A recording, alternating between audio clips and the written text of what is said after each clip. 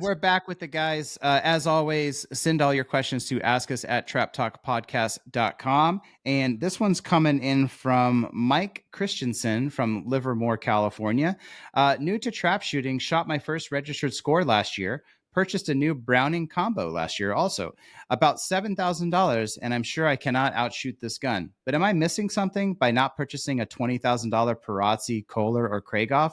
Just wondering. Mike Christensen, Livermore, wondering if his Browning is going to do it or does he need to reinvest? You want me to cover this one first, Rick, or you got it?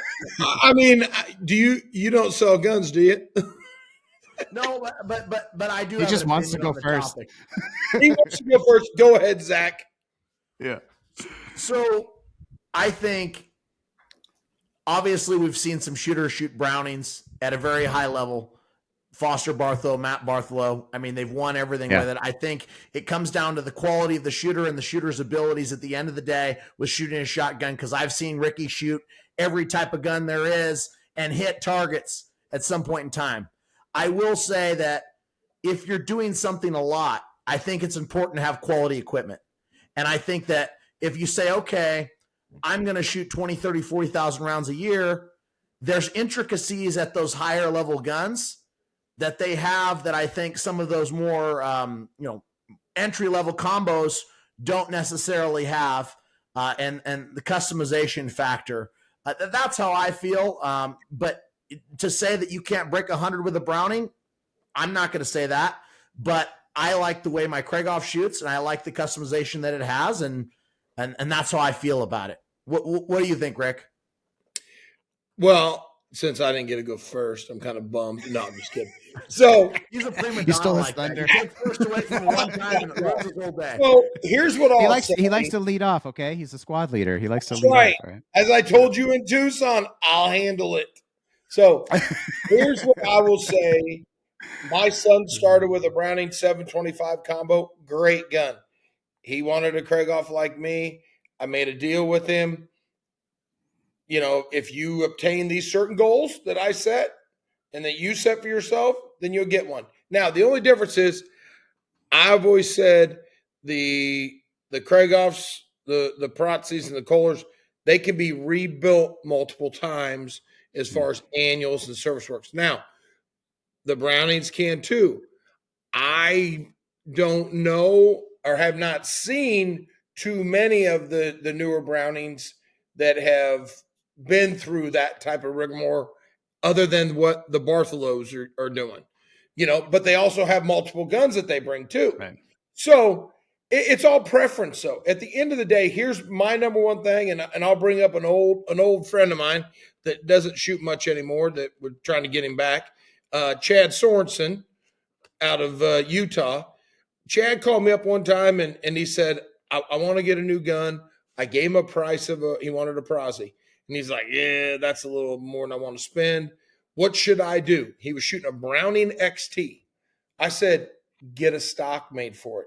He went and got a Wenig stock made, and he, boom, jumped up high on the Utah State team because of that, because of gun fit.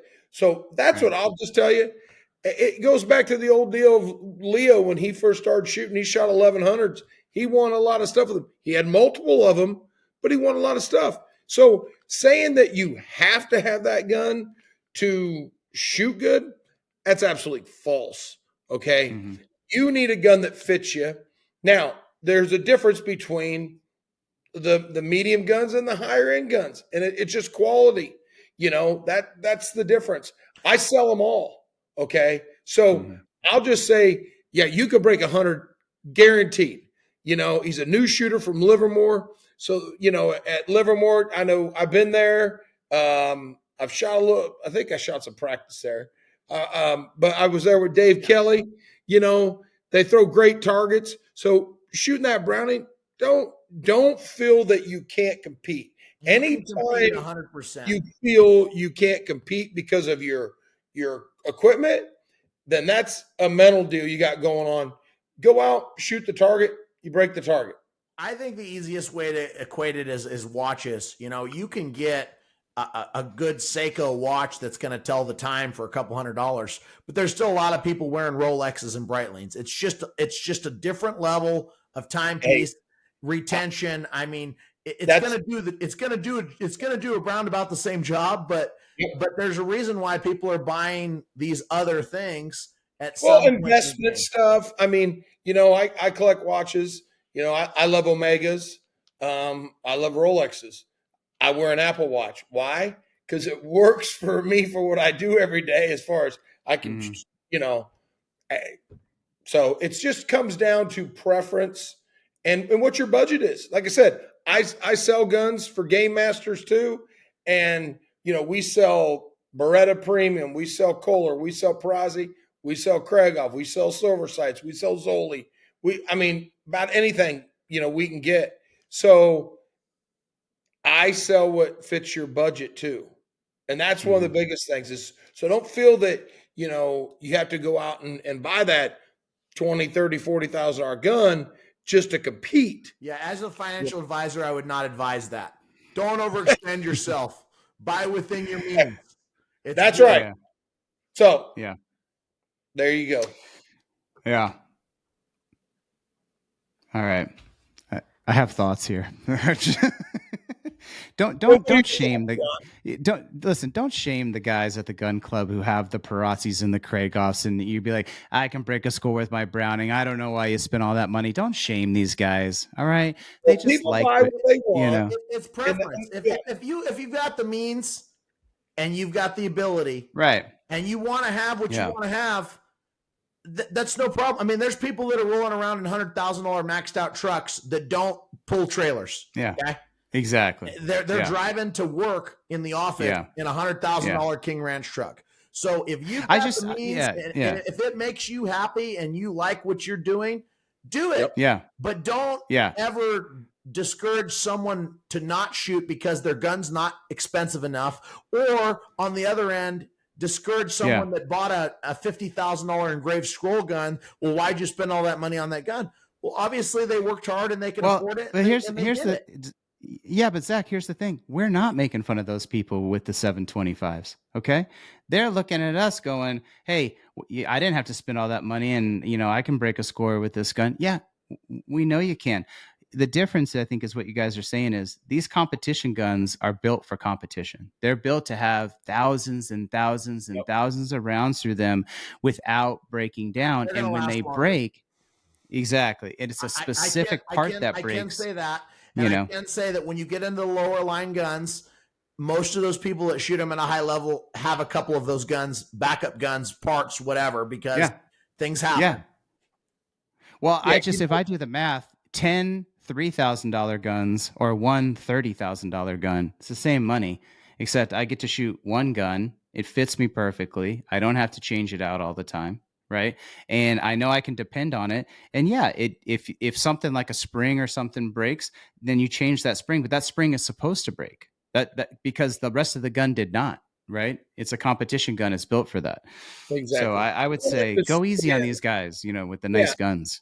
Now, if you want to get something like that, right. That's called a super exhibition, one that, I'm trying to get my hands on, but I think we should lower the amount of jealousy out here at the gun clubs, guys. If people buy nice cars, nice trailers, nice guns because they work really hard, they love trap shooting and they want to have a nice gun, then I don't think we should give them a hard time. I think there should be less hate. Good for everyone. And I think the more we could be humble about the nice things that we have or supportive of other people's nice things or whatever level. I mean, if somebody's just starting in the game, lift them up.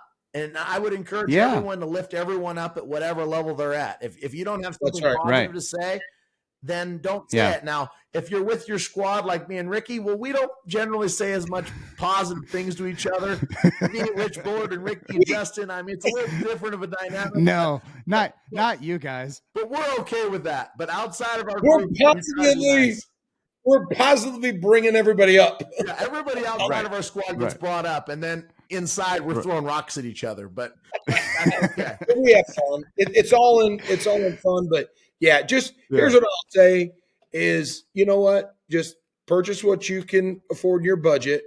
Mhm. And if you can, get it, a custom stock for it, or get it fitted to you the best that you can. Yeah, any gun, if it fits you, you are going to have better results. Bingo. Absolutely. Across the board. So, Mike, thank you so much. Lively debate here on Trap Talk about guns I feel like we hit Dylan and my in the heart personal with that issues. one. He was upset. Somebody came up to him and talked about his gun being too nice, and it hurt his heart. We got that handled. Don't worry. Sometimes he pops off, but we love him. Hey, listen, if a guy's spring breaks on his Perazzi, okay, let's keep the laughing down, okay? Let's Those go. springs are supposed to. Yeah, I can see you haven't had as much criticism over your springs breaking as Rich has. He's completely broken at this point. He's our only, right. Perazzi Well, shooter on our squad, so I put the right trigger in too. So, okay. All right. Thank you again, Mike, for the question. As always, email us at askus@traptalkpodcast.com and we'll get these two guys to answer it for you. Thanks, everybody. Thanks.